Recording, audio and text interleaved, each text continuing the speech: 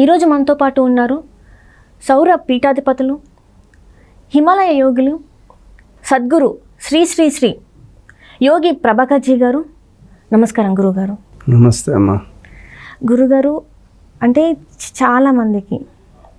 చాలామందికి అనేక సందేహాలు ఉంటాయి. ఇంకా నాలాంటి అమ్మాయికి, నా వయసులో ఉన్న వాళ్ళకి చాలా సందేహాలు ఉంటాయి, కానీ ఎవరిని అడగాలి ఏంటనేది తెలీదు మాకు.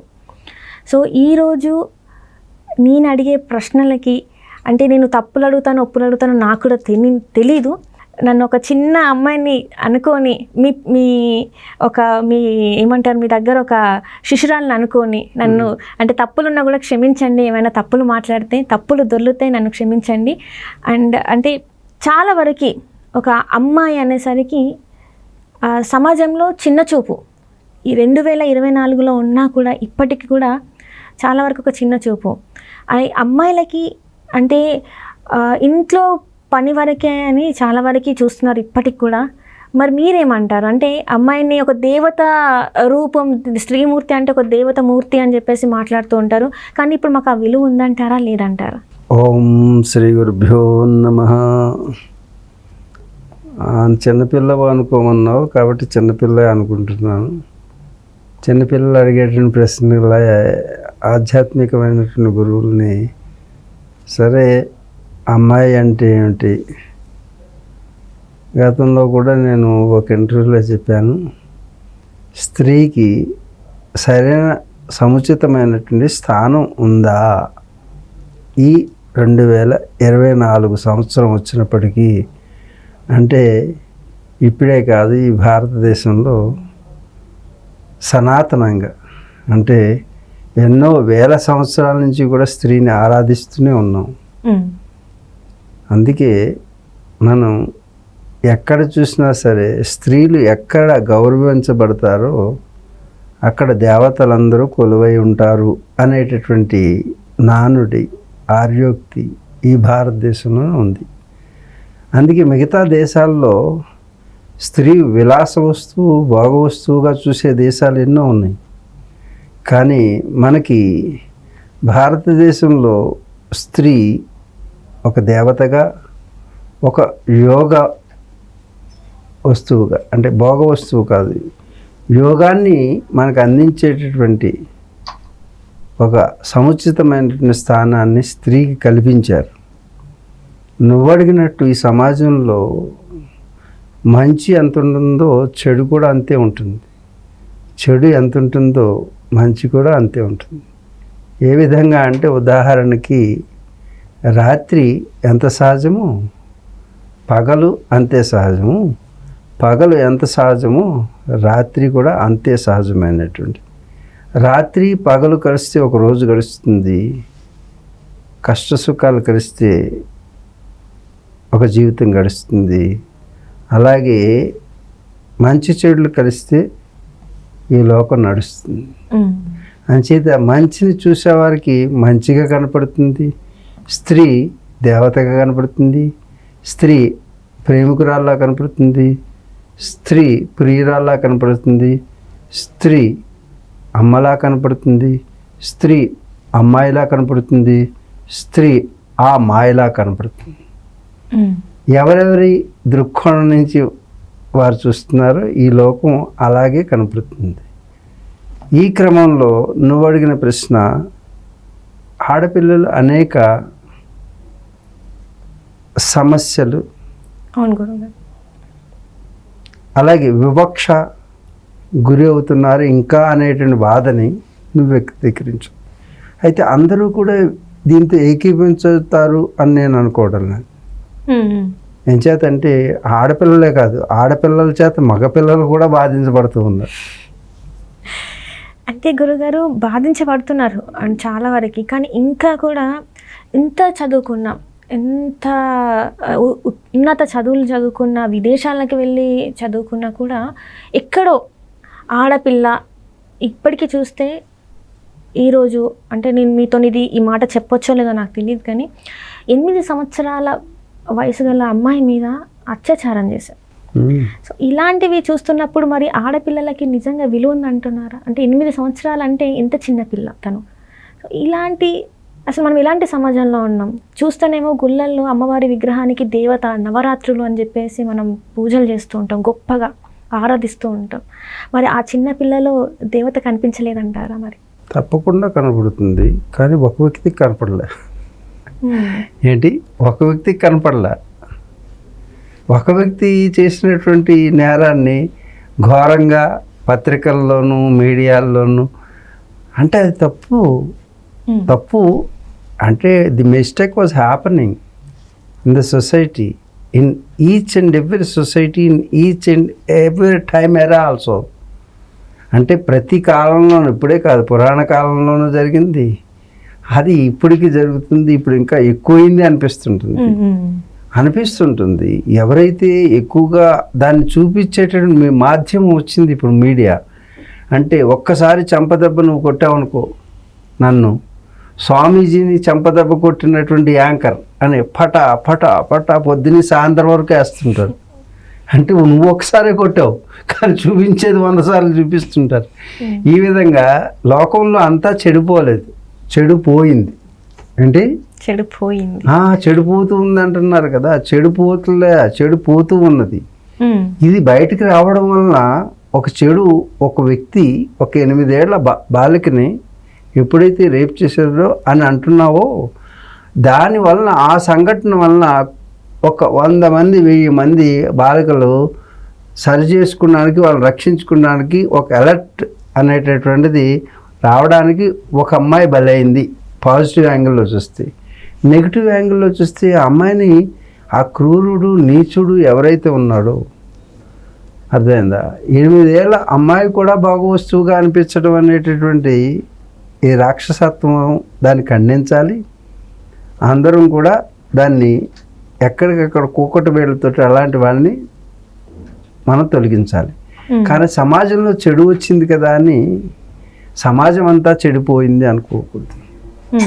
అందుచేత మన దృక్పథాన్ని మార్చుకుని ఇలాంటి విషయాలు వచ్చినప్పుడు ఎక్కువ ప్రచార మాధ్యమాల్లో ఎక్కువగా చూపించడం జరుగుతుంది. కానీ అనాది కాలం నుంచి ఇలాంటి నీచులు సమాజంలో ఒకరు ఇద్దరు ఉంటారు, కానీ అందరు మగాళ్ళు కలిసి అలా చేస్తే ఒక స్త్రీ కూడా మిగలదు. కాబట్టి స్త్రీలు పురుషుల్ని వేధించేవారు ఉంటారు, పురుషుల్లోనూ స్త్రీలను వేధించేవారు ఉంటారు. కాకపోతే మన భారతదేశంలో అంత రేట్ ఆఫ్ రేపులు కానీ అత్యాచారాలు ఇవన్నీ జరిగిపోతున్నాయని మనమే అనుకుంటున్నాం. మిగతా దేశాల్లో జరగట్లేదా అంటే కాలం అనేటటువంటిది, అంటే సమాజంలో ఎప్పుడు కూడా మంచి చెడులు ఉంటాయి. మంచిని మంచిగా పెంచుకోవాలి, చెడుని తుంచుకోవడానికి ప్రయత్నం చేయాలి. చూడండి, సమాజంలో మీరు నేల ఉందంటే నేల చెడ్డం, పిచ్చి మొక్కలు ఎక్కువ పెరుగుతాయా, మంచి మొక్కలు ఎక్కువ పెరుగుతాయా? పిచ్చి మొక్కలే మంచిగా పెరుగుతూ సహజం, ఇది ప్రకృతి ధర్మం. పిచ్చి మొక్కలు పెంచడానికి ఎవరు ప్రయత్నం చేయరు, కానీ పిచ్చి మొక్కలు, పిచ్చి ఆలోచనలు నీలోను వాడిలో అందరిలోనూ పుట్టినవి వస్తాయి. దాన్ని జాగ్రత్తగా మంచి ఆలోచనగా మార్చుకుంటానికి మనం ప్రయత్నం చేయాలి. ఎప్పుడు అంతే, సహజ ధర్మం ఇది. ప్రకృతిలో ఉండేటువంటి ధర్మం ఏంటంటే చెడుకు ఎక్కువ ప్రాధాన్యత ఉంటుంది, చెడు ప్రోత్సాహం ఉంటుంది. పిచ్చి మొక్కల్ని పెంచడానికి ఎవరు ప్రయత్నం చేయరు, పిచ్చి మొక్కల్ని తుంచడానికి ప్రయత్నం చేయాలి, మంచి మొక్కల్ని పెంచడానికి ప్రయత్నం చేయాలి. మీకు పిచ్చి మొక్కలు పెంచకుండానే వస్తాయి, అలాగే పిచ్చి పిచ్చి ఆలోచనలు అందరికీ రావడం సహజం, ఇది ప్రకృతి ధర్మం. దాని నుంచి మనం బయటకు వచ్చి మంచిని పెంచడం అనేటటువంటిది చేసే ప్రయత్నం పేరు సాధన. అంటే ప్రతి ఒక్కరూ సాధకులు కావాలి, అంతేగాని మీరు అలాగే కూర్చున్నారనుకో. అందుకే సత్పురుషుల యొక్క సాంగత్యం ద్వారా మనం ఎప్పుడు కూడా దుష్ట సాంగత్యం చేసామనుకో, దుష్ట ఆలోచనలు వస్తాయి. మీరు ఎప్పటికప్పుడు శుద్ధం చేశారనుకున్న నేల, అప్పుడు పిచ్చి మొక్కలు రావే. మీరు ఏ శుద్ధి లేకుండా ఉంటే పిచ్చి మొక్కలు ఆటంతరవే వస్తాయి. అందుకే మనం శుద్ధమైనటువంటి ఆలోచనలను మనలోకి తీసుకొస్తే మంచి పనులు చేస్తారు, మంచి ఫలితాలు వస్తాయి. కాబట్టి సమాజంలో ఎప్పుడూ వివక్ష అనేటటువంటిది ఉన్నది అనిపిస్తూ ఉంటుంది, కానీ వివక్ష కాదు, అలా ఆరాధించేటటువంటి వారి యొక్క పర్సంటేజ్ కూడా ఉంటుంది. అలాగే ఈ ఎప్పటికప్పుడు ఒకటి పైకి లేస్తుంది, ఒకటి కిందకి లేస్తుంది, లైక్ తరాజు. అంటే అందుకు అలాగే అట్లానే గురువు గారు స్త్రీకి రక్షణ లేదా అంటే నిజానికి స్త్రీకి ఎప్పుడూ రక్షణ ఉంది ఈ సమాజంలో. నిజంగా అంటారా గురుగారు? ఎప్పుడూ కూడా స్త్రీ రక్షణ ఉన్నది. నీవు లొంగకపోతే నేను లొంగ తీసుకుంటాం ఎవరికి సాధ్యం కాదు. స్త్రీ శక్తి స్వరూపిణి. సమాజంలో ప్రతి స్త్రీ గుర్తుంచుకోండి, మీరు భయపడితే ఈ సమాజం భయపెడుతుంది, మీరు భయపెట్టడం మొదలు పెడితే ఈ సమాజం భయపడుతుంది. కాబట్టి పురుష సమాజం ఎప్పుడూ కూడా స్త్రీ ఆదిశక్తి, అన్నిటికంటే శక్తివంతురాలు స్త్రీ అని గుర్తుంచుకోండి ప్రతి స్త్రీ. మీరు తిరగబడడం నేర్చుకుంటే ఏ పురుషుడు కూడా నిలబడలేడు. కాబట్టి ఓ స్త్రీ నువ్వు తిరగబడు. నీ మీద ఏదైనా అఘాత్యం జరుగుతున్నప్పుడు నీవు స్త్రీని అనుకోక ఆదిశక్తిని అనుకో, అప్పుడు ఎవరు నిలవలేరు. కాబట్టి ఇది నేర్చుకోండి. నేను అమ్మాయిని కదా అనేటటువంటి మీ సెల్ఫ్ కరేజ్ని తగ్గించుకోవద్దు. You encourage yourself as a Adishakti, then only నీకు ఈ సమస్య ఎప్పటికీ రాదు. అందుకే అమ్మాయేగా అనుకోకు, అమ్మవి కూడా, ఆ మాయవు కూడా, జగన్మాయవు కూడా, ఆదిశక్తి స్వరూపిణి అయినటువంటి మహంకాళివి కూడా నీవే, మహాసరస్వతివి నీవే, మహాశక్తివి నీవే అని తెలుసుకో. అప్పుడు ఎవరు ఈ పురుషాహంకారం అని ఎప్పుడు అనుకోక, మీ అబలత్వమే. ఆడది అబల కాదు, సబల కాదు, సర్వబల అని తెలుసుకున్నప్పుడు ఈ సమాజంలో వివక్ష అనేటువంటిది ఎక్కడా ఉండదు. మీరు మీ అంతటి మీరు కల్పించుకుంటున్నారు. తిరగబడ్డం నేర్చుకోండి, ఈ సమాజాన్ని భయపెట్టడం నేర్చుకోండి. అలాగని అందరినీ భయపెట్టండి. భర్తని ఎక్కడ భయపెట్టాలో అక్కడ భయపెట్టండి, ఎక్కడ తగ్గాలో అక్కడ తగ్గండి. మీకు తప్పకుండా వివక్ష అనేది లేదమ్మా. చూడండి, పురాణ కాలంలో కూడా పార్వతీ పరమేశ్వరులు అంటారు. అవును గురుగారు. అలాగే వాణి బ్రహ్మలు అంటారు, రాధాకృష్ణులు, లక్ష్మీనారాయణులు అంటారు, అలాగే రాధాకృష్ణులు అంటారు. అంటే ఎక్కడ వివక్షను చూపించలేదు. స్త్రీ ముందుంటేనే వెనక పురుషుడు నడుస్తాడు. స్త్రీ అంటే ప్రకృతి, పురుషుడు అంటే లోపల జీవుడు. ప్రకృతి అంటే శరీరం. నా శరీరం కూడా స్త్రీయే. నా శరీరం స్త్రీ. స్త్రీ అంటే ప్రకృతి, లోపల జీవుడు పురుషుడు. నీ శరీరం స్త్రీ, నీ లోపల ఉన్నవాడు పురుషుడు. పురుష అంటే పురి అంటే శరీరము, షా అంటే లోపల జీవించే జీవుడు. ఆ షా వెళ్ళిపోతే ఎవరు? ఆ బాదుషా వెళ్ళిపోతే ఈ శరీరాన్ని ఎందుకు పనిచేయదు. నీలో ఉన్న షా, నాలో ఉన్న షా ఒకడే, బాదుషా. ఆ జీవుడు, ఆ జీవుడు, నీలో ఉన్న జీవుడు, నాలో ఉన్న జీవుడు, నీ స్త్రీ జీవుడు, నాది మీ జీవుడు కూడా పురుష జీవుడే. శరీరం మాత్రం కాదు. నీలో ఉన్న స్త్రీ జీవుడు కాదు, నాలో ఉన్నది పురుష జీవుడు కాదు, ఇద్దరు ఒక జీవుడే. కాబట్టి పురుష జీవుడు, స్త్రీ జీవుడు, స్త్రీ ప్రాణం, పురుష ప్రాణం అని ఉండదు. అర్థమైందా? స్త్రీ ఆత్మ, పురుషాత్మ అని ఏమి ఉండదు. కాబట్టి నీలో ఉన్న ఆత్మ, నాలో ఉన్న ఆత్మ ఒకటే, రెండు కాదు. ఇప్పుడు నువ్వు పీల్చే గాలి, నేను పీల్చే గాలి ఒకటా రెండా? ఒకటే గురుగారు. మరి ఇద్దరు ఏ గాలి పీల్చి బ్రతుకుతున్నావు? ఒకటే. మరి నువ్వు వేరు నాకంటే ఎలా అవుతావు? అర్థం చేసుకుంటుంది. అందుగురించి ఈ సూత్రాన్ని ఎవరైతే అర్థం చేసుకుంటారో ఎవరు తనకంటే అన్యంగా కనపడరు. స్త్రీ స్త్రీలా కనపడదు, పురుషుడు పురుషుడు. ఆ మాయ కల్పన చేసుకోవడం వలన ఆ భేదభావం ఏర్పడుతుంది. కాబట్టి ఎప్పుడైతే ఆధ్యాత్మిక చింతన అందరిలో, పిల్లల్లో ఎప్పుడైతే పెరుగుతుందో వాళ్ళకి ధైర్యము, సాహసం.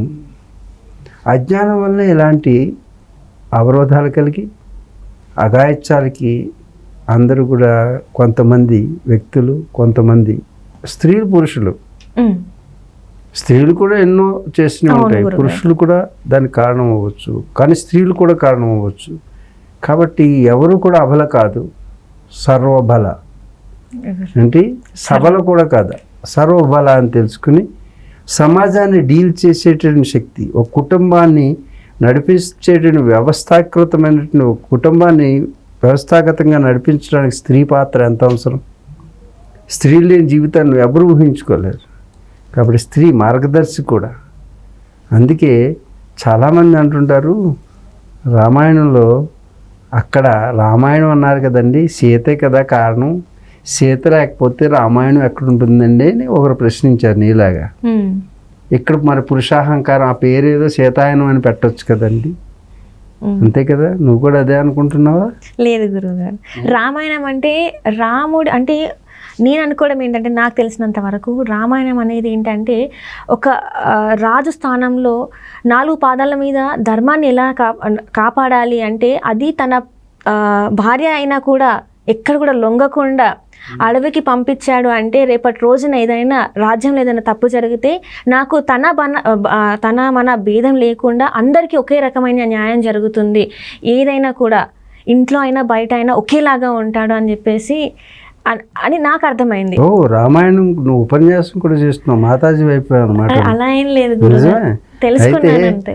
రామాయణం అంటే రామాయణం పురుషున పేరు కాదు, అది రాముడి పేరు కాదు.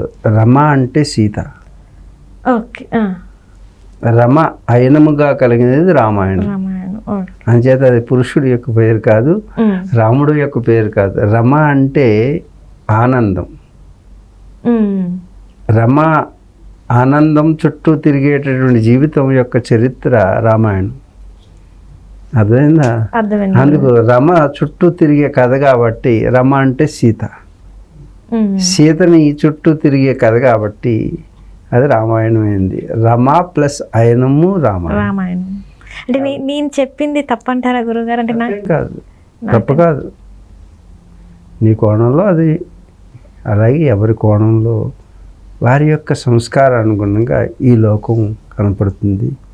తప్పు ఒప్పులు లేవు, పూతి నీతులు లేవు, రాత్రి పగలు లేవు, మంచి చెడులు లేవా అంటే ఉన్నవి. ఏ దృక్పథంలో ఏ దృక్కోణం నుంచి చూస్తే ఉన్నవి.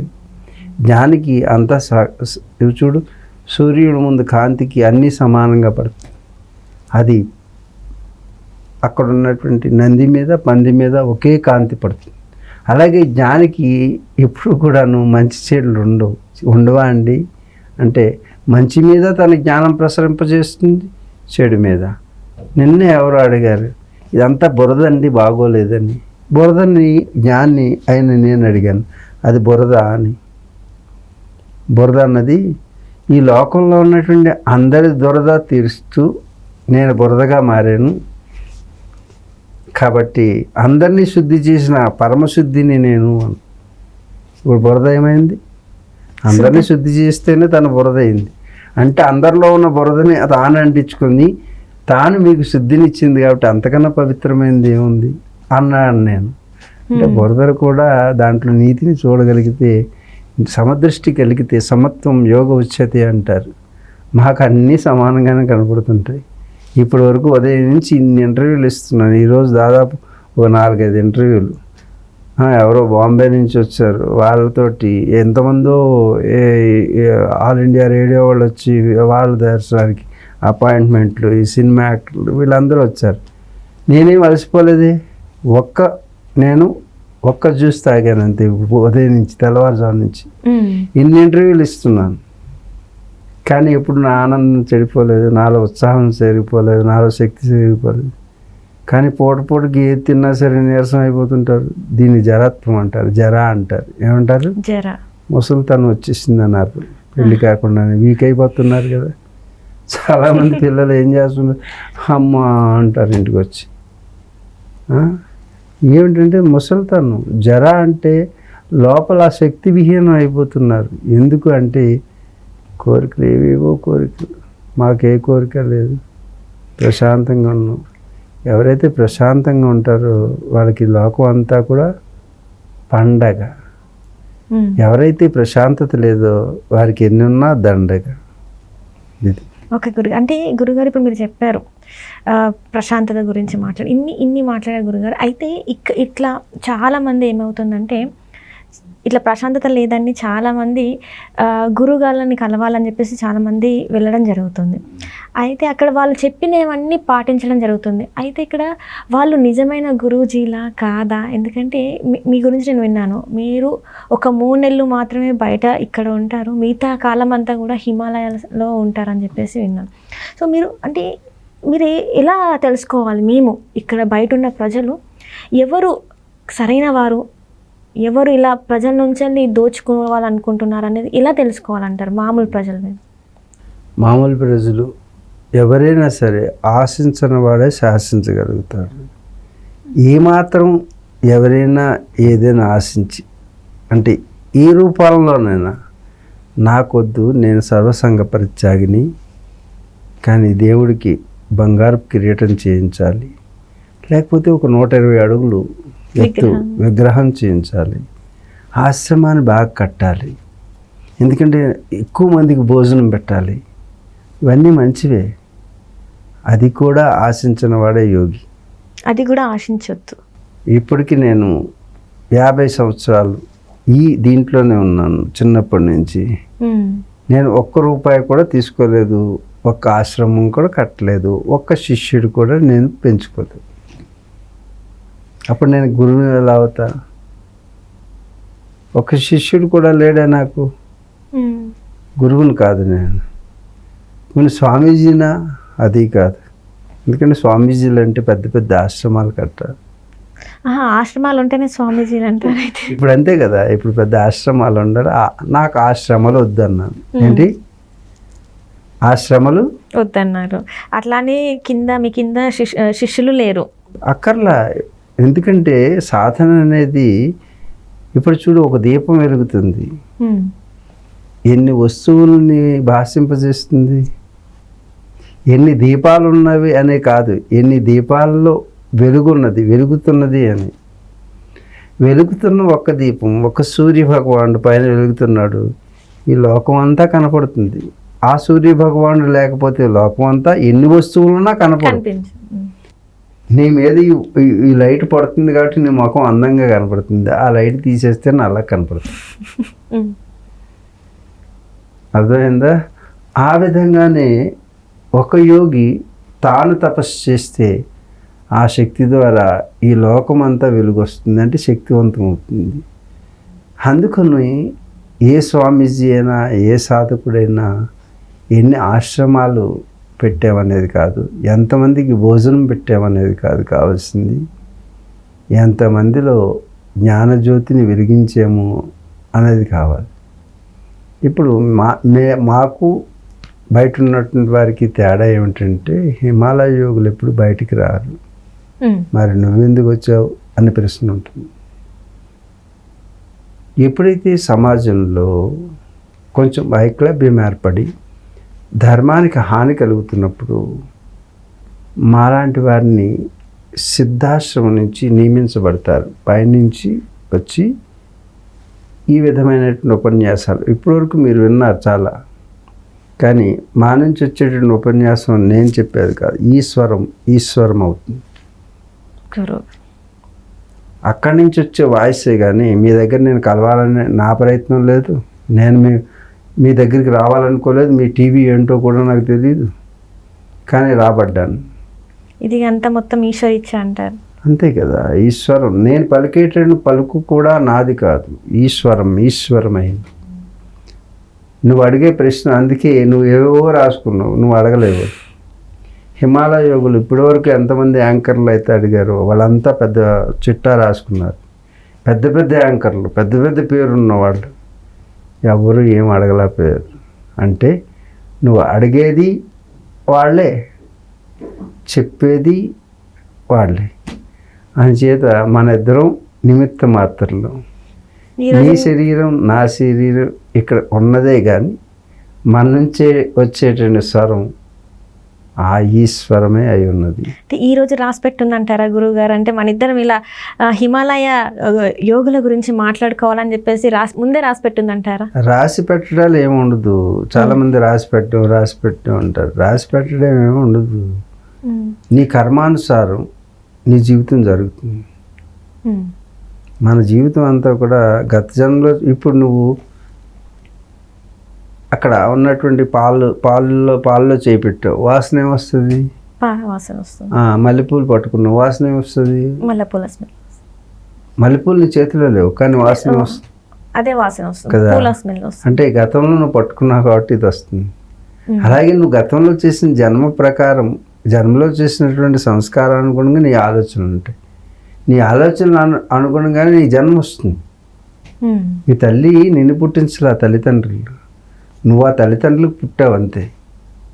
అది కూడా కర్మ. నీ జన్మకి కారణం నువ్వే.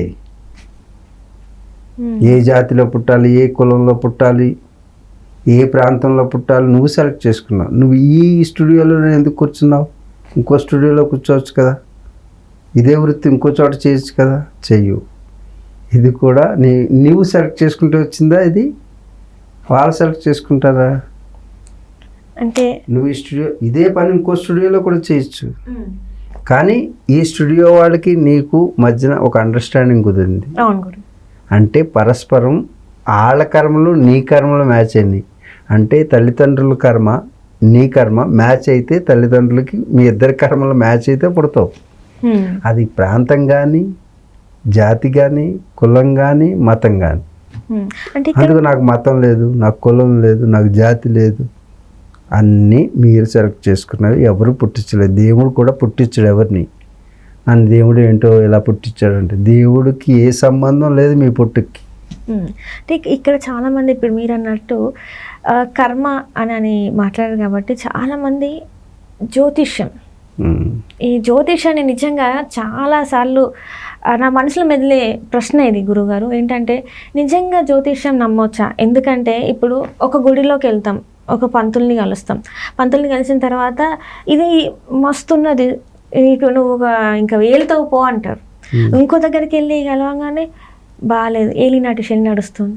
ఇట్లా అంటే శాస్త్రం ఒకటే అయినప్పుడు అందరూ ఒకే రకంగా చెప్పాలి కదా గురుగారు. అట్లా కాకుండా ఒక పంతులు ఒకలాగా చెప్పి ఇంకో పంతులు ఇంకోలాగా చెప్పి, మరి జాతకం అయితే అదే, పుట్టిన తేదీ అంతా ఒకటే, కానీ మరి ఇక్కడ ఒక రకమైన సమాధానం వస్తుంది, అక్కడ ఒక రకమైన సమాధానం వస్తుంది. ఎందుకంటారు? ఇప్పుడు ఇలా చూపించిన వెంటనే నీకు ఏమనిపిస్తుంది? ఏమంటావు దీన్ని? అంటే నాకు ఏమనిపి ఇలా చిన్నప్పుడు పిల్లలు ఎలా చూపిస్తే ఏమండి పోరా పోరా అని. అవును గురుగారు. 2000 చూపిస్తే పొమ్మంటది టీచరు. నేను రెండు ఉన్నాయా మేడం అని చెప్తున్నాను. కానీ అందరికి అర్థమయ్యేది మాత్రం అందరికీ కాదు. ఇప్పుడు ఇవేంటి 2000? అయితే ఇప్పుడున్న ఇది చెప్తున్నాను గురుగారు. ఇలా చూపెడితేనేమో పీస్ అంటారు, ప్రశాంతతాన్ని. ఇలా చూపెడితేనేమో లైక్ ప్రకృతి పిలుస్తుంది అని చెప్పేసి అంటారు. ఈ రెండు రకాలు ఇప్పుడు ప్రస్తుత కాలంలో నడుస్తున్నాయి. చూసావా? అంటే ఒకే దాన్ని చూసి ఇన్ని రకాలుగా అనుకుంటే నువ్వు అడిగిన ప్రశ్న ఏంటి? ఒక జ్యోతిష్యుడు ఒక శాస్త్రాన్ని చూసినప్పుడు వాడి క్యాలిక్యులేషన్స్లో లోపమే కానీ శాస్త్రంలో లోపం లేదు. 2 ఏళ్లే. ఎవరు ఎలా ఊహించి దాన్ని తయారు చేస్తున్నారు. ఇది శాస్త్రం అనేది శాస్త్రనాత్ ఇది శాస్త్ర. జ్యోతిష్ శాస్త్రంలో ఎలాంటి లోపం లేదు. ఆ శాస్త్రాన్ని అవగాహన చేసుకుని అధ్యయనం చేసిన వాడిలో లోపం ఉంది. ఇప్పుడు నువ్వు చూసావు కదా, ఇలా అంటే ఒకటి, ఇలా అంటే ఒకటి, ఇలా అంటే పో అని. అక్కడ ఉన్నది 2. కానీ ఎవరికి తోచినట్టు వాళ్ళు ఈ శాస్త్రాన్ని అన్వయించుకుని ఇప్పుడు నిన్ను డబ్బుకు లొంగ తీసుకోవాలి అనుకున్నాడు అనుకో, వాడు ఏం చేస్తాడు? నీ చుట్టూ ఈ దోషం ఆ దోషం ఉందని శాస్త్రానికి యాడ్ చేస్తున్నాడే కానీ నిజంగా శాస్త్రాన్ని చెప్పట్లేదు. వాడు అంతరంగానే ఆవిష్కరిస్తున్నాడు. కాబట్టి నిజంగా ఏలినాటి శని ఉండి క్యాలిక్యులేషన్స్ చేసి అవన్నీ సరిగా చేస్తే తప్పకుండా జ్యోతిష్ శాస్త్రాన్ని నమ్మవచ్చు. నమ్మకూడదు అమ్ముకునేవాడికి. శాస్త్రాన్ని అమ్ముకునేవాడికి అమ్ముకుంటున్నాడు చూడు, వాడిని నమ్మకూడదు.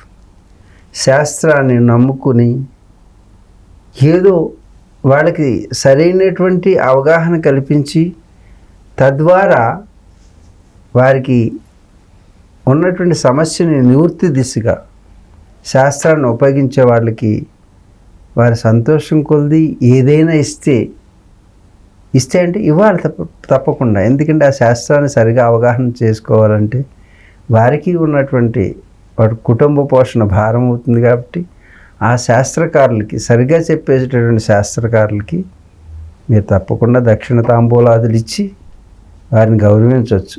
అలాగని దోపిడీ దొంగలు చాలామంది ఉంటారు.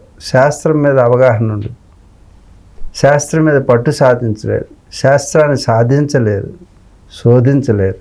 అలాంటి వాళ్ళే ఇలాంటి దుర్మార్గాలకి పాల్పడతారు.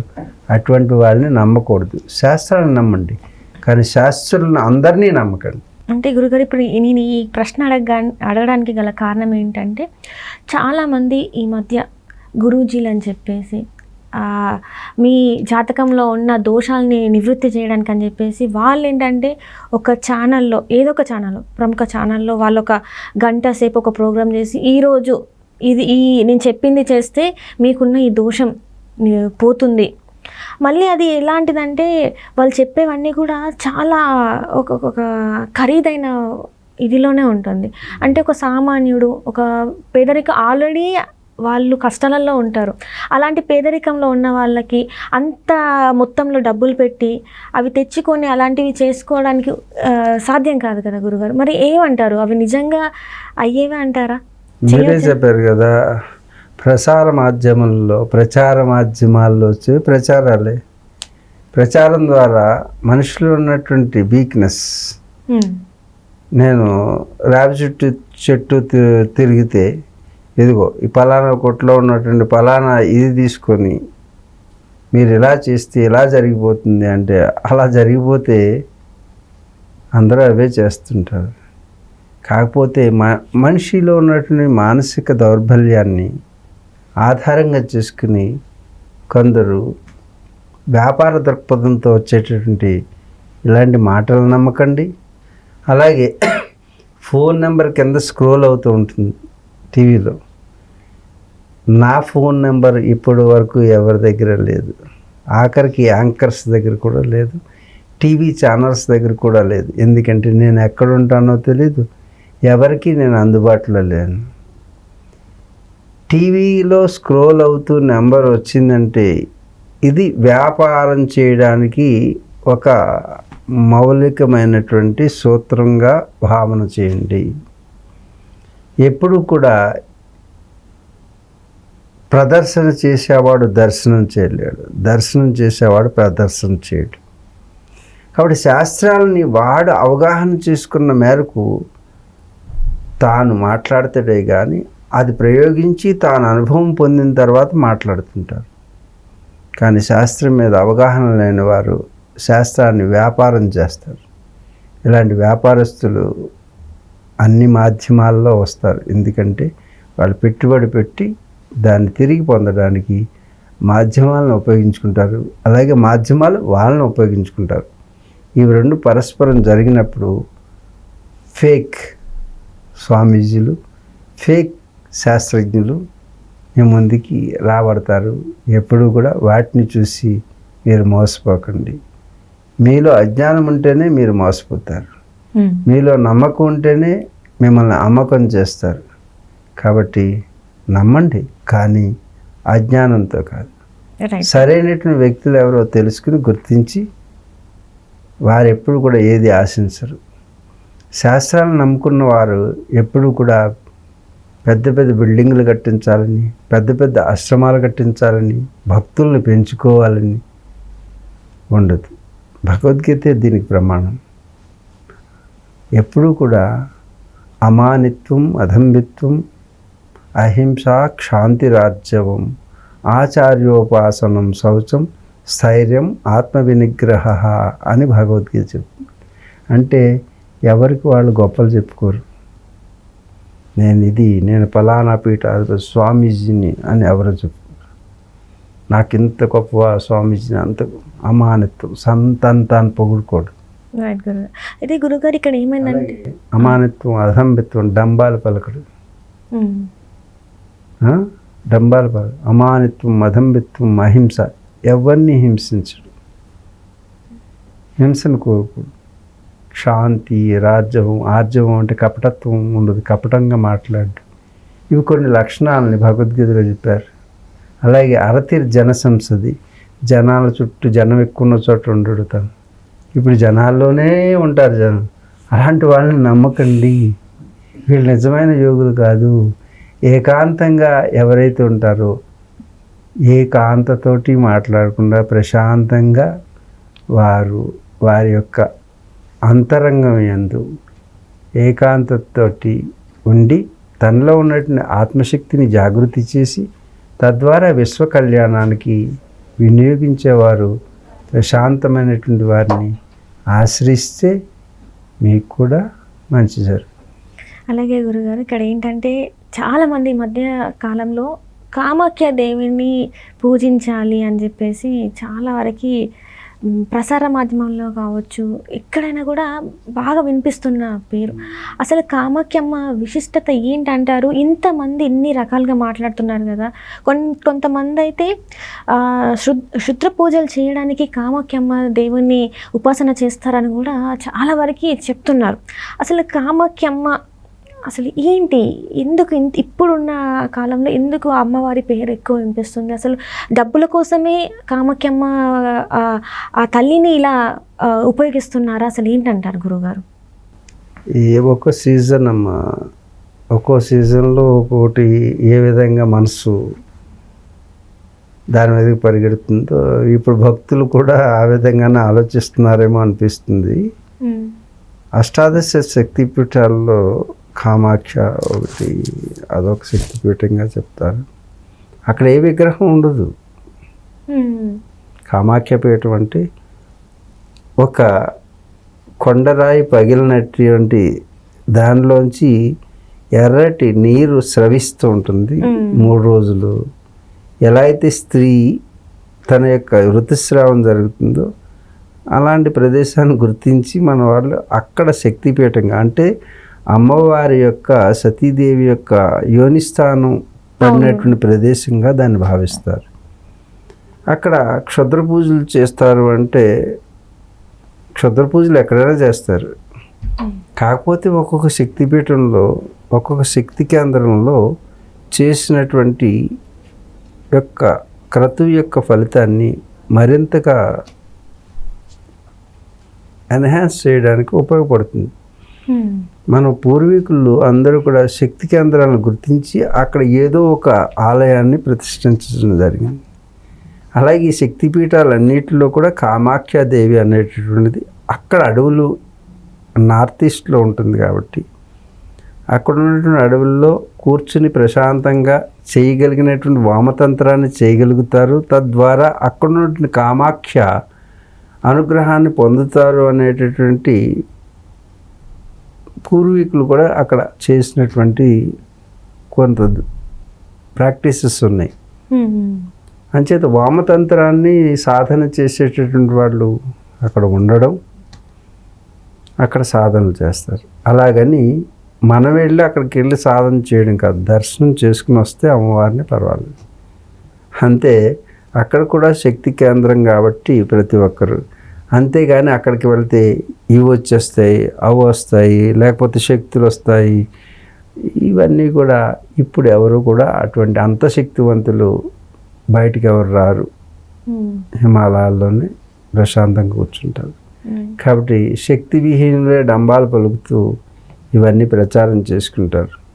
అయితే ఇక్కడ కూడా శక్తివంతులు లేరా అంటే ఉండవచ్చు. జాగ్రత్తగా పరిశీలించి ఎప్పుడు కూడా శక్తివంతులు మిమ్మల్ని ఏది కోరరు, వారి శక్తిని ఇస్తారు. కాబట్టి నిజంగా శక్తి ఉన్నవాళ్ళు ఆ శక్తి ఉంటే ఇక మిగతా వాటి మీద ఆసక్తి ఉండదు. స్త్రీధనం కానీ, స్త్రీలు కానీ, లేకపోతే ఆస్తులు కానీ, ఐశ్వర్యాలు కానీ, కీర్తి కానీ, ప్రతిష్ట కానీ ఏమీ కోరుకోరు. ఎందుకంటే అన్నిటికంటే గొప్పధనం సాధన. ఏంటి సాధన సంపత్తి నా దగ్గర ఉంటే మిగతా ధనం ఇంకెందుకు. అందుకు నిజమైనటువంటి సాధకులం ఏంటి, సాధకులం, నిజాయితీ, వారి జాతి, వారి ధనం సాధనం. కాబట్టి ఎవరిని ఏది ఆశించరు. అలా ఆశించినటువంటి సద్గురువుని ఆశ్రయిస్తే మీకు అన్నీ వాటంతట అవే జరుగుతాయి. లేకపోతే ఉన్నవన్నీ ధన మాన ప్రాణాలు కూడా పోతాయి. కాబట్టి కామాఖ్యాదేవి దగ్గరైనా ఎవరి దగ్గరైనా మీరు సత్పురుషులను ఆశ్రయించి తద్వారా వారు చెప్పినటువంటి విషయాలని అవగాహన చేసుకుని ఆరాధన చేస్తే కామాఖ్య ఆరాధన ఎలా చేయాలి, మిగతా శక్తి కేంద్రాలు ఎలాంటి ఆరాధన చేయాలో మీకు తెలుస్తుంది. తదనంతరం మాత్రమే మీరు ఏదైనా నిర్ణయం తీసుకుని ఆధ్యాత్మిక జీవనం వైపు వెళ్ళొచ్చు, లౌకిక జీవనంలో ఆధ్యాత్మికతను అనుభవించవచ్చు. గురుగారు, ఇప్పటి వరకు చూస్తే ఇక్కడ కొంతమంది శివుణ్ణి పూజించే వాళ్ళు కొంతమంది ఏమంటారంటే అఘోరాల ఆ పూజ విధానమే, ఆ దేవుణ్ణి పూజించే విధానమే వేరే ఉంటుంది. అఘోరాల దగ్గర ఆశీర్వాదం తీసుకుంటే అది అసలు ఇంకా ఆ జన్మ ధన్యమైపోతుందని చెప్పేసి చాలామంది అంటుంటే నేను విన్నాను. అది నిజమో కాదో కూడా నాకు తెలియదు. అంటే అఘోరాలకి ఋషులకి ఇప్పుడు అఘోరాలు హిమాలయాస్లో ఉంటారో ఉండరో నాకు తెలియదు గురుగారు. మరి ఏంటి అసలు వీళ్ళందరినీ ఎలా చూడాలి? ఇప్పుడు దైవ సమానులుగా చూడాలా, లేకపోతే వీళ్ళు కూడా ఈ మాలాగానే నార్మల్ మనుషులు అంటారు? అసలు ఎలా చూడాలంటారు? ఇప్పుడు అనేక సాంప్రదాయాలు ఉన్నాయమ్మా. భారతదేశంలో ఒకే లక్ష్యాన్ని చేరడానికి అనేక మార్గాలు ఉన్నట్టుగా రకరకాల సాంప్రదాయాలు వచ్చేస్తుంటాయి భారతదేశంలో. దాంట్లో ఎవడు అఘోరో ఎవడు ఘోరావో ఎవరికి అర్థం కాదు. బూడిద రాసుకున్న వాడల్లా అఘోరా అంటే అయిపోదు. అఘోరా అనేటువంటిది ఒక సాధన మార్గం. ఎలా అంటే పంచాననుడు అంటారు శివుడిని. అంటే శివుడికి ఎప్పుడు ఒక ముఖమే చూస్తాం, ఒక లింగం చూస్తాం. కానీ 5 ముఖాలు శివుడికి ఉన్నాయి. ఈ 5 ముఖాల్లో ఒక ముఖం పేరు, ముఖం అంటే ఏంటి, నీకు ఎన్ని బహుముఖ ప్రజ్ఞాశాలి అన్నారు అనుకో, నిన్ను ఇన్ని ముఖాలు ఉన్నాయని కాదు, ఇన్ని రకాలైనటువంటి స్కిల్స్ నీలో ఉన్నాయి అని. అఘోరం అనే ఒక స్కిల్, అర్థమైందా? అంటే 5 ముఖాలు చూపిస్తారు. పశుపతినాథుడి దగ్గరికి వెళ్తే మీకు కనపడుతుంది. ఈ ముఖాలు ఉన్నాయంటే 5 ముఖాలు శివుడికి ఉన్నాయని కాదు. 10 చేతులు అమ్మవారికి ఉన్నాయంటే 10 చేతులు కాదు, 10 రకాలైనటువంటి స్కిల్స్ని ఆవిడ కలిగి ఉన్నది అని అర్థం. అంతేగా మనకు 2 చేతులు ఉంటే ఆవిడ 10 చేతులు ఉన్నాయంటే పెద్ద దేవుడు అనుకుంటారని సింబాలిక్గా పెట్టారు. మనకి ఒక్కొక్కరికి నీకేం స్కిల్ ఉంది, యాంకరింగ్ చేసే స్కిల్, అదేదో నవ్వుతున్నావు, అదో స్కిల్ బాగానే ఉంది. అతనికి ఏం స్కిల్ ఉంది అంటే కెమెరాను నడిపించే స్కిల్ ఉంది, పాపం అలా నుంచునే స్కిల్ ఉంది. నువ్వు యాంకర్ అయ్యో, ఆయన కెమెరామన్ అయ్యాడు. అంటే మీ దగ్గర 2 స్కిల్స్ ఉన్నాయి కాబట్టి 2 చేతులే ఉన్నాయి. అందుకే దీని పేరు చేయి. ఏంటి? నీ చేతలు ఏవైతే ఉన్నాయో అవి నీ చేతులు. కాబట్టి ఆవిడ 10 రకాల చేతలు ఉన్నాయి కాబట్టి ఆవిడకి 10 చేతులని సింబాలిక్గా చూపించారు. అంతేగాని ఆవిడకి 10 చేతులు ఉన్నాయనుకో, అలా ఆయన పీకి పట్టుకుని నొక్కేసి ఉండేది ఎప్పుడో. అందుకే ఆయన కూడా అలా ఉండవు. అంచేత ఏంటి 10 రకాల చేతలు చేయగలిగిన అమ్మవారు కాబట్టి ఆవిడకి అమ్మవారికి అన్ని చేతులు ఉన్నాయి. అంతేగాని అన్ని రకాల స్కిల్స్ ఉన్నాయని అర్థం. అంతేగాని మీ దేవుడికి ఇన్ని చేతులు ఉన్నాయంటే అంగవైకల్యం కింద లెక్క. ఒకవేళ ఎక్కువ వచ్చిందనుకో ఏం చేస్తాం? తీసేస్తాం. ఒకవేళ ఎక్కువ వస్తే అందంగా ఉందని 6 వచ్చినాయి అందకంటే బాగున్నాయని ఉంచుతావా? లేకపోతే ముక్కు ఇంత పొడుగు వచ్చేసింది అనుకో ఉంచుతావా? అంటే మన దేవతలు అంగవైకల్యం కలిగిన వారు కాదు. ఆ అంగాల్లో ఉన్నటువంటి అంతరంగాన్ని, అన్ని స్కిల్స్ని చూపిస్తారు అని సింబాలిక్గా చెప్పడానికి కానీ చేతులు పెట్టింది. నిజానికి ఆవిడకు కూడా 2 చేతులే ఉంటాయి. అర్థమైందా? నువ్వు అడిగిన ప్రశ్న ఏమిటి? అఘోరాలు కూడా, అఘోరం అనేటటువంటి ఒక స్కిల్, అంటే ఏ పాత్ ఆఫ్ ప్రాక్టీస్. అంటే అదొక మార్గం అన్నమాట. అర్థమైందా? మీ స్టూడియో కూడా రావడానికి అటు నుంచి రోడ్డు, ఇటు నుంచి రోడ్డు, ఇటు నుంచి రోడ్డు ఉంది. 4 రోడ్లు ఉన్నాయి. ఈ 4 రోడ్లలో ఏ రోడ్డు బాగుంటుందంటే నీకు ఏది నచ్చితే అటు నుంచి రా. అందుకని అఘోర అనేటువంటిది ఒక సాధన. ఆ సాధనలో ఈ మధ్యన కథలు, శవాలు తింటారట, పచ్చి మాంసం తింటారు. ఇంకొక గురుగారు నేను విన్నది ఏంటంటే అఘోరాల ముందు చనిపోతే మంచిది అని చెప్పేసి ఇదొక వార్త కూడా, అంటే అఘోరాల ముందు చనిపోతే మంచిది అని చెప్పేసి ఇదొక మాటలు కూడా బయట అసలు అఘోర ఉంటే కదా నువ్వు చనిపోవడానికి. రంగు పూసుకున్నవాడల్లా అఘోర అయితే ఎలా? ఎవరు అఘోర? అందుకే చాలా మంది అక్కడ ఆయన ముందుకు వచ్చి అంటే వాళ్ళ ముందుకు వచ్చేసి చనిపోవాలని చెప్పేసి అనుకున్నారు. Test to find out the Aghora? నాకు తెలిసినంత అయితే లేదు గురువు. మరి ఎవరిని కొలుస్తావు? ఏదైనా టెస్టింగ్ ల్యాబ్కి తీసుకెళ్ళి ఈ అఘోర అవునో కాదో ఎలా తెలుస్తుంది? ఎవరు తెలుస్తుంది? బూడిద రాసుకుంటే అఘోర? అఘోరాలు ఎప్పుడు ఈ మనుషుల మధ్యలో ఉండరు. వచ్చారంటే వాళ్ళు అఘోరాలు కాదు. మాకు మేము కూడా హిమాలయాల్లో ఉండేటువంటి వాళ్ళు జనం మధ్యలోకి ఉండరు. వనాల్లో ఉండాలి కానీ జనాల్లో ఉండరు. అందుకే ఈ శంకర్ల వారు ఇలాంటి వాళ్ళు అందరూ వచ్చేస్తున్నారని ఆనాడే క్లాసిఫికేషన్ చేశారు. గిరి, పురి, తీర్థ, అరణ్య, వన్, సముద్ర, సాగర, ఈ విధంగా తీర్థ, ఈ విధంగా 10 రకాల దశనామి 10 మందినే గుర్తించారు.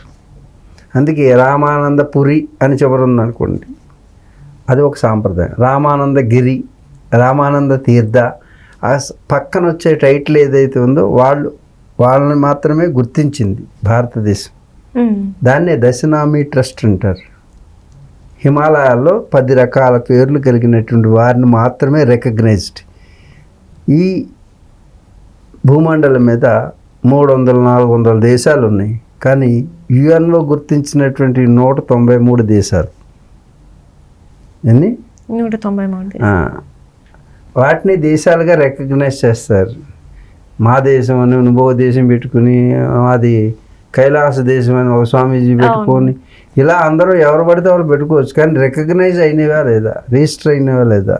అలాగే రిజిస్టర్ అయినటువంటి హిమాలయ యోగులు 10 రకాల మంది. వాళ్ళు తప్పితే మిగతా వాళ్ళని రికగ్నైజ్ చేయాల్సినట్టు అవసరం లేదు. బైరాగి అని రకరకాలైన సాంప్రదాయాల్లో వస్తున్నారు. వాళ్ళందరి ప్రాక్టీస్ని కూడా ఆదిశంకర్లు వారు ముద్ర వేయలేదు. కాబట్టి భారతదేశంలో వాళ్ళ సాధన వాళ్ళు చేసుకోవచ్చు, కానీ రికగ్నైజ్డ్ మాత్రం 10 రకాలు ఉన్నాయి. ఇవన్నీ రహస్యాలని తెలుసుకుంటే కానీ మీరు అంచనాలు వేరే. ఎవరో రోడ్డు మీద ఈ మధ్యన చూస్తున్నాం, అఖాడాల నుంచి వచ్చామని రోడ్డు మీద పూసలు వేసుకుని బూడిద వేసుకుని ఒక కారు వేసుకుని తిరుగుతున్నారు అందరూ. వాళ్ళకి అందరూ దండాలు పెట్టేస్తున్నారు. ఎప్పుడు అఖాడాల నుంచి అలా వస్తే అఖాడా వాళ్ళు పనిష్ చేస్తారు. హిమాలయ యోగులు ఎవరు కూడా పర్మిషన్ లేకుండా బయట ఎక్కడ పడితే అక్కడ తిరగడానికి హక్కు లేదు. కాబట్టి ఇలా రోడ్ల మీద కనపడి పెట్రోల్ పోయించండి అని ఎవరైనా అడుగుతున్నారంటే వాళ్ళని నమ్మొద్దు. వాళ్ళు తాగుడు వ్యసనాలకి లోనై ఉండవచ్చు. అందుకే అఖాడాలను వదిలేసి హిమాలయాలను వదిలేసి ఈ జనంలోకి వచ్చి యాచించడం జరుగుతుంది. ఎప్పుడు కూడా హిమాలయ యోగులు కానీ అఖాడాల్లో ఉండేటువంటి వారు కానీ గిరి, పురి, తీర్థ, అరణ్య వీళ్ళందరూ కూడా ఎవరెవరి స్థానంలో, గిరి అంటే గిరిలో ఉంటారు, పురి అంటే పురాల్లో ఉంటారు, తీర్థ అంటే తీర్థాల్లో ఉంటారు, అలాగే అరణ్య అంటే అరణ్యాల్లో ఉంటారు. వీళ్ళందరూ కలిసి ఎప్పుడు కలుస్తామంటే అందరం కలిసి కుంభమేళాలో కలుస్తాం. సముద్రం అంటే సముద్ర తీరాల్లో ఉంటారు. ఈ సాధకులు ఎవరెవరి ప్రాంతంలో వాళ్ళు ఉండాలి, కానీ ఇలా జనాల్లోకి వచ్చేసి రోడ్ల మీద తిరిగేసి ఇప్పుడు నిన్న అంటే చాటుగానే ఎక్కడో ఈ పని చేయడానికి నన్ను నిర్దేశించారు కానీ ఈ పని చేసి మళ్ళీ నేను కనపడను. అంతేగాని రోడ్ల మీద జనాల దగ్గరికి వచ్చి అందరిలో తిరుగుతూ నాకు ఈ డబ్బి, నాకు ఈ దక్షిణి అని అడిగేటటువంటి వాళ్ళు నిజమైన యోగులు కాదు. వాళ్ళని వెలివేయండి. హరి ఓం తత్సత్, హరి ఓం తత్సత్, హరి ఓం తత్సత్. శుభం. నమస్కారం గురుగారు. మీరు ఈరోజు అంటే మేము మీకు ఎలా ధన్యవాదాలు తెలిపాలో కూడా నాకు తెలియని పరిస్థితి. ఎందుకంటే అసలు అనుకోని అతిథి అంటే ఆ దైవమే మిమ్మల్ని పంపించాలని అనుకుంటున్నాను. మీకు అంటే మీ దగ్గర నుంచి నేను కోరుకున్నది ఒకటే, మీ ఆశీర్వాదం. మీ ఆశీర్వాదం నాకు ఎప్పుడు ఉండాలని మనస్ఫూర్తిగా కోరుకుంటున్నాను. శుభం అస్తు.